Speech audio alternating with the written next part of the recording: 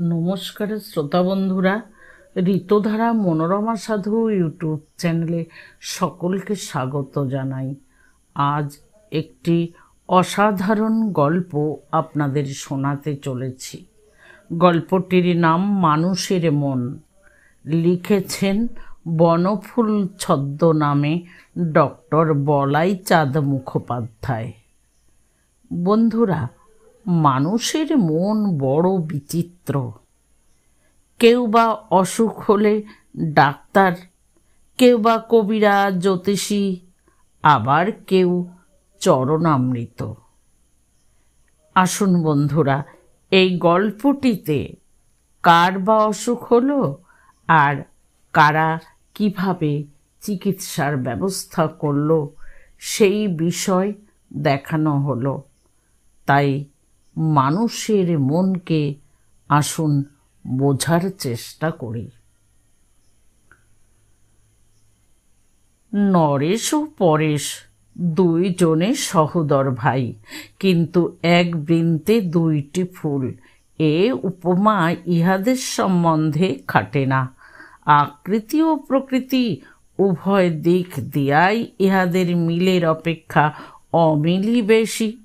নরেশের চেহারার মোটামুটি বর্ণনাটা এইরূপ: শ্যামবর্ণ, দীর্ঘ দেহ, খোঁচা খোঁচা চিরুনি সম্পর্ক বিরহিত চুল, গোলাকার মুখ এবং সেই মুখে এক জোড়া বুদ্ধিদীপ্ত চক্ষু, এক জোড়া নেউলের লেজের মতো পুষ্ট গোঁফ এবং একটি সূক্ষ্মাগ্র শুষ্ক চঞ্চু নাসা। পরেশ খর্বাকৃতি, ফর্সা, মাথার কোঁকড়ানো কেশদাম বাবরি আকারে সুসজ্জিত।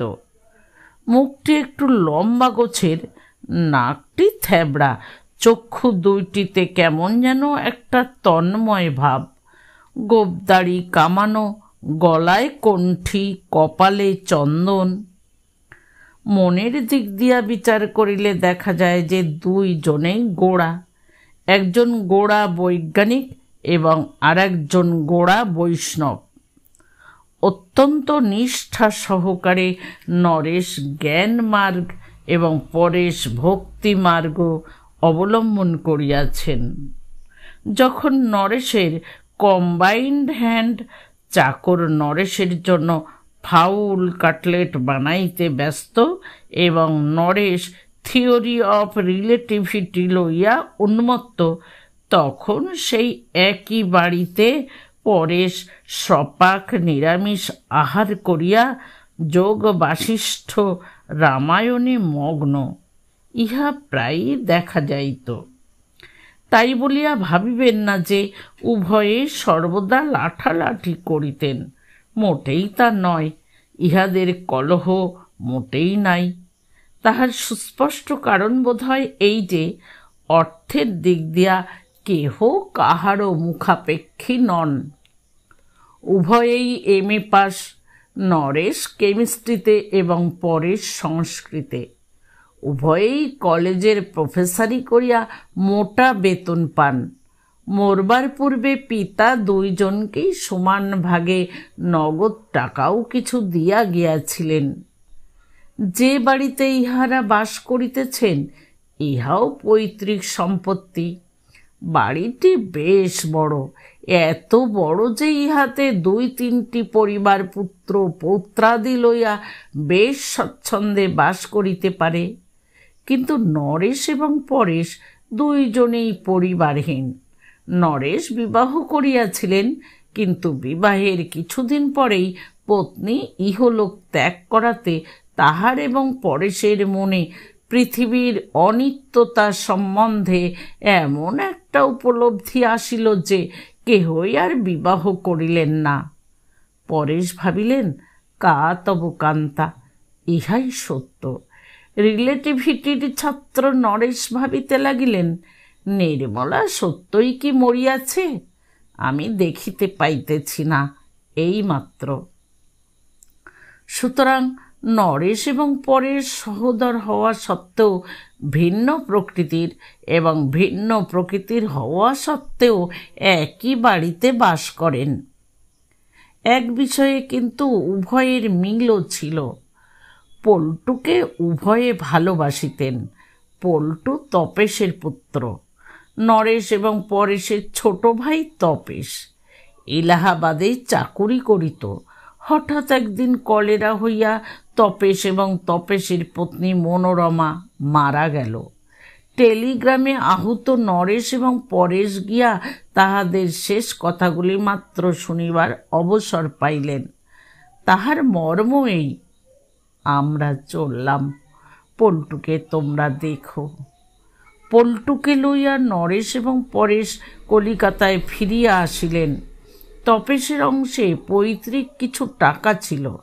নরেশ তাহার অর্ধাংশ পরেশের সন্তোষার্থে রামকৃষ্ণ মিশনে দিবার প্রস্তাব করিবা মাত্রই পরেশ বলিলেন, বাকি অর্ধেকটা তাহলে বিজ্ঞানের উন্নতিকল্পে খরচ হোক। তাহাই হইল। পল্টুর ভবিষ্যৎ সম্বন্ধে তাহারা ভাবিলেন যে তাহারা নিজেরা যখন কেহই সংসারী নহেন, তখন পল্টুর আর ভাবনা কি। পল্টু, নরেশ এবং পরেশ উভয়েরই নয়নের মণিরূপে বাড়িয়া উঠিতে লাগিল। নরেশ এবং পরেশ কেহই নিজের মতবাদ পল্টুর উপর ফলাইতে যাইতেন না। পল্টুর যখন যাহা অভিরুচি সে তাহাই করিত। নরেশের সঙ্গে আহার করিতে করিতে যখন তাহার মুরগি সম্বন্ধে মোহ কাটিয়া আসিত, তখন সে পরেশের হবিষ্যান্নের দিকে কিছুদিন ঝুঁকিত। কয়েকদিন হবিষ্যান্ন ভোজনের পর আবার আমিষ লোলুপতা জাগিলে নরেশের ভোজনশালায় ফিরিয়া যাইতেও তাহার বাধিত না। নরেশ এবং পরেশ উভয়েই তাহাকে কোনো নির্দিষ্ট বাঁধনে বাঁধিতে চাহিতেন না, যদিও দুইজনেই মনে মনে আশা করিতেন যে বড় হইয়া পল্টু তাহার আদর্শকেই বরণ করিবে। পল্টুর বয়স 16 বৎসর।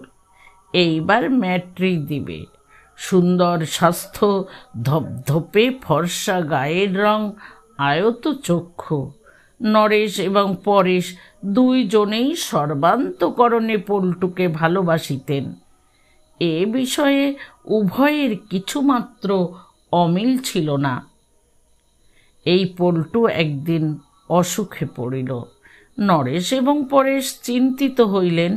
নরেশ বৈজ্ঞানিক মানুষ, তিনি স্বভাবতই একজন অ্যালোপ্যাথিক ডাক্তার লইয়া আসিলেন। পরেশ প্রথমটায় কিছু আপত্তি করে নাই, কিন্তু যখন উপর্যুপরি 7 দিন কাটিয়া গেল, জ্বর ছাড়িল না, তখন তিনি আর স্থির থাকিতে পারিলেন না। নরেশকে বলিলেন, আমার মনে হয় একজন ভালো কবিরাজ ডেকে দেখালে কেমন হতো। বেশ, দেখাও। কবিরাজ আসিলেন। 7 দিন চিকিৎসা করিলেন। জ্বর কমিল না, বরং বাড়িল। পল্টু প্রলাপ বকিতে লাগিল। অস্থির পরেশ তখন নরেশকে বলিলেন, আচ্ছা, একজন জ্যোতিষীকে ডেকে ওর কুষ্ঠিটা দেখালে কেমন হয়, কি বলো? বেশ তো, তবে যাই করো, এ জ্বর 21 দিনের আগে কমবে না। ডাক্তারবাবু বলেছিলেন টাইফয়েড। তাই নাকি? পল্টুর কোষ্ঠী লইয়া ব্যাকুল পরেশ জ্যোতিষীর বাড়ি ছুটিলেন। জ্যোতিষী কহিলেন, মঙ্গল মার্কেস, তিনি রুষ্ট হইয়াছেন। কি করিলে তিনি শান্ত হইবেন তাহার একটা ফর্দ দিলেন। পরেশ প্রবাল কিনিয়া পল্টুর হাতে বাঁধিয়া মঙ্গলের শান্তির জন্য শাস্ত্রীয় ব্যবস্থাদি করিতে লাগিলেন। অসুখ কিন্তু উত্তরোত্তর বাড়িয়াই চলিয়াছে। নরেশ একদিন বলিলেন, কবিরাজি ওষুধেতে বিশেষ উপকার হচ্ছে না, ডাক্তারকেই আবার ডাকবো নাকি? তাই ডাকো না হয়। নরেশ ডাক্তার ডাকিতে গেলেন। পরেশ পল্টুর মাথার শিয়রে বসিয়া মাথায় জলপটি দিতে লাগিলেন। পল্টু প্রলাপ বকিতেছে, মা আমাকে নিয়ে যাও, বাবা কোথায়? আতঙ্কে পরেশের বুকটা কাঁপিয়া উঠিল। হঠাৎ তাহার মনে হইল, তারকেশ্বরে গিয়া ধর্ণা দিলে শুনিয়াছি দৈব ঔষধ পাওয়া যায়। ঠিক। নরেশ ফিরিয়া আসিতেই পরেশ বলিলেন, আমি একবার তারকেশ্বর চললাম, ফিরতে 2-1 দিন দেরি হবে। হঠাৎ তারকেশ্বর কেন? বাবার কাছে ধর্ণা দেব। নরেশ কিছু বলিলেন না। ব্যস্ত সমস্ত পরেশ বাহির হইয়া গেলেন। ডাক্তার পরীক্ষা করিয়া বলিলেন, বড় খারাপ টান নিয়েছে। ডাক্তারি চিকিৎসা চলিতে লাগিল। 1-2 পরে পরেশ ফিরিলেন, হস্তে একটি মাটির ভাঁড়। উল্লসিত হইয়া তিনি বলিলেন, বাবার স্বপ্নাদেশ পেলাম। তিনি বললেন যে রোগীকে যেন ইঞ্জেকশন দেওয়া না হয়, আর বললেন এই চরণামৃত রোজ 1 বার করে খাইয়ে দিতে, তাহলেই সেরে যাবে। ডাক্তারবাবু আপত্তি করিলেন, নরেশও আপত্তি করিলেন। টাইফয়েড রোগীকে ফুল, বেলপাতা, পচা জল কিছুতেই খাওয়ানো চলিতে পারে না। হতবুদ্ধি পরেশ ভাণ্ড হস্তে চুপ করিয়া দাঁড়াইয়া রহিলেন। আসলে কিন্তু ব্যাপার দাঁড়াইল অন্যরূপ। পরেশের অগোচরে পল্টুকে ডাক্তারবাবু যথাবিধি ইঞ্জেকশন দিতে লাগিলেন এবং ইহাদের অগোচরে পরেশ লুকাইয়া পল্টুকে প্রত্যহ একটু চরণামৃত পান করাইতে লাগিলেন। কয়েকদিন চলিল, রোগের কিন্তু উপশম নাই। গভীর রাত্রিতে হঠাৎ নরেশ পাশের ঘরে গিয়া পরেশকে জাগাইলেন। ডাক্তারবাবুকে একবার খবর দেওয়া দরকার, পল্টু যেন কেমন করছে। বলো কি? পল্টুর তখন শ্বাস উঠিয়াছে। উন্মাদের মতো পরেশ ছুটিয়া নিচে নামিয়া গেলেন ডাক্তারকে ফোন করিতে। তাহার গলার স্বর শোনা যাইতে লাগিল, হ্যালো, শুনছেন ডাক্তারবাবু? হ্যালো, হ্যাঁ, আমার আর ইঞ্জেকশন দিতে আপত্তি নেই, বুঝলেন? হ্যালো, বুঝলেন? আপত্তি নেই। আপনি ইঞ্জেকশন নিয়ে শিগগির আসুন, আমার আপত্তি নেই, বুঝলেন? এদিকে নরেশ পাগলের মতো চরণামৃতের ভাঁড়টা পাড়িয়া চামচে করিয়া খানিকটা চরণামৃত লইয়া পল্টুকে সাধ্য সাধনা করিতেছেন। পল্টু, খাও, খাও তো বাবা, একবার খেয়ে নাও একটু। তাহার হাত থরথর করিয়া কাঁপিতেছে। চরণামৃত কষ বাইহা পড়িয়া গেল। বন্ধুরা, গল্পটি এখানেই শেষ হলো। দেখলেন তো, আসলে বিচিত্র মানুষের মন বিচিত্র রকমের চায়। তাই এই গল্পে অসুখ হয়েছে, জ্বর হয়েছে, ডাক্তার না দেখিয়ে চলে চরণামৃত, চলে বিশ্বাসের উপর সব কিছু। তাই আসুন, আজকের দিনে আমরা সবার আগে মাদুলি, কবিরাজ, জ্যোতিষীর আগেও চলব ডাক্তারের কাছে। এই শিক্ষাই আমরা পেলাম এই গল্পে। বনফুল তার প্রত্যেকটি গল্পে একটি করে শিক্ষা দিয়ে থাকেন, আর সেই শিক্ষা আমরা যদি আমাদের বাস্তব জীবনে মেনে চলি, তাহলে আমাদের উপকার বই অপকার হবে না।